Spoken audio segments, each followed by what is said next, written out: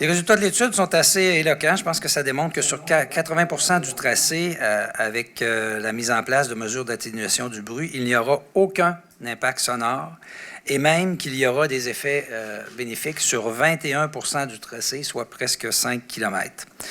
Dans certains secteurs, le niveau du bruit s'améliorera puisque nous retirerons des lignes de bus, essentiellement des parcours métrobus, donc des autobus articulés.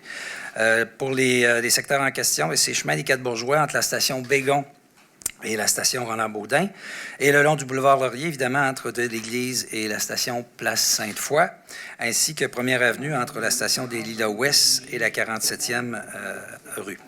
L'étude identifie également des zones de vigilance. J'y reviens dans quelques instants.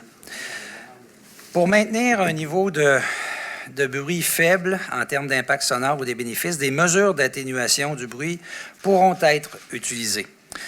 Sur ce point, des seuils à respecter en termes de niveau sonore seront exigés au consortium qui obtiendra le mandat afin de concevoir un projet qui correspond à nos attentes particulières, et je vous dis que nos attentes seront particulièrement élevées dans ce cas-là.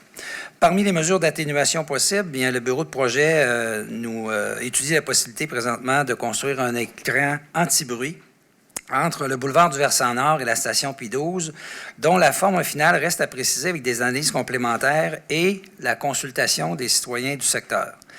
De plus, l'utilisation d'un revêtement aux propriétés acoustiques absorbantes pour la plateforme du tramway ou le renforcement de l'isolation acoustique de certains bâtiments sont d'autres mesures qui pourraient être considérées. Évidemment, le choix du modèle de véhicule aussi peut être un élément additionnel d'atténuation. Et enfin, après la mise en service du tramway, il y a d'autres mesures possibles, c'est ce que nous indique Sistra, comme la lubrification du matériel ou l'entretien acoustique des voies ferrées qui peuvent être préconisés pour réduire les impacts sonores et les bruits de crissement pouvant survenir dans les courbes notamment.